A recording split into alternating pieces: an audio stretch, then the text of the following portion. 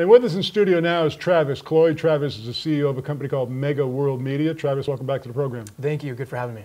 Well, now, I kind of refer to you as a digital guru. I mean, we've known each other for a few years, and we've watched as the digital age has evolved and matured. You've been right along with it from the very beginning. What's the latest in digital that is really taking over the industry?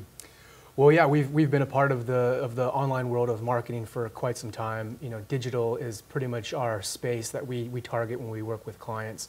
Right now, we're doing a lot in the mobile space. We're also doing a lot with virtual reality, which I think is really fascinating for clients that we've got. But for the most part, yeah, everything today has been mobile for us. We still run a lot of campaigns via social media, a lot of ad campaigns via Facebook and Google and other social media platforms. But for the most part, where we see it going is mobile. Well, it's really kind of interesting because now the internet is an old thing. It's more than 20 years old. And I can remember when we started this television program 20 years ago, people were really happy to give you their email address, but not their phone number. Now they don't want to give you their email address. They'd rather give you their phone number because they want to get a text. Yeah. I mean, it's changed so much in that period of time. And I don't think we've even begun to see the beginning of the changes, have we?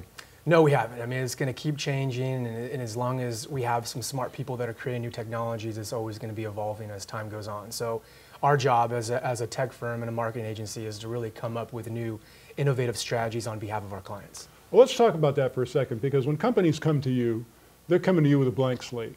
We want to be awesome. We want to be all over Google. We want to be #1 in the search engines. We want to have access via mobile. We want to have access via tablets.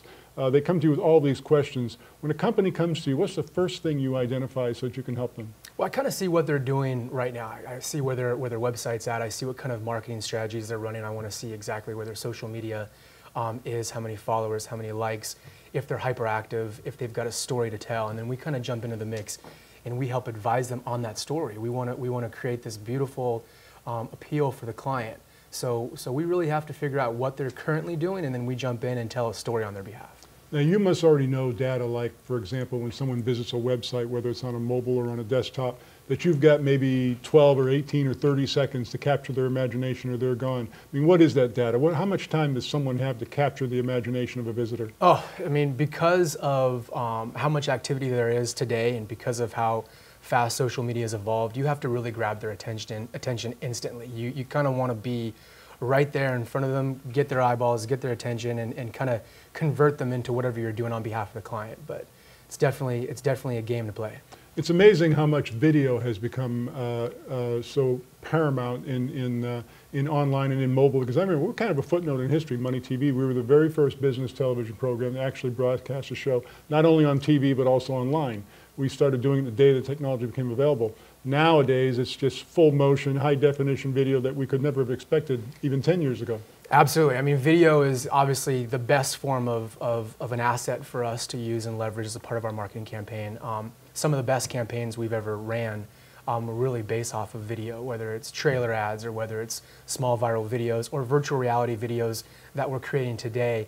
Once we do all the metadata on them and then put them up online, they're the ones that get the most attention. And absolutely, when it comes to analytics, I mean, that's everything to us. We track and monitor all analytics on behalf of a client because we really want to know, what the consumers, what their clients are saying, how long they're on their website, what they're doing, so that we can kind of taper our campaigns, adjust them on the fly, and make them that much more better along the way. Now, you've mentioned virtual reality a couple of times. How applicable is that to an online experience via mobile or a desktop?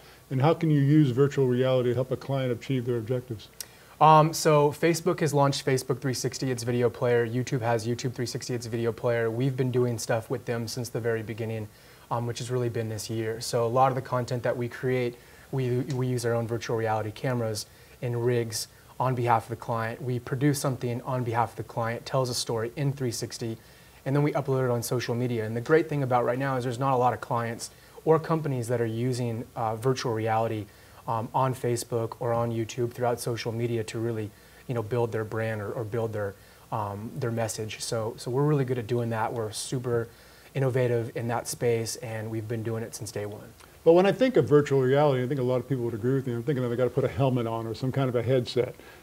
Is that still the case with respect to the virtual reality you're doing online? Is that still required? It is, to some extent. On virtual reality or 360 for Facebook 360 or YouTube 360, you can actually have it on your mobile device, and you can move around it with your fingers, or you can kind of move around and it'll kind of move with you throughout the experience. So there are places outside of the Oculus headsets or the virtual reality headsets that you have to display that virtual reality content.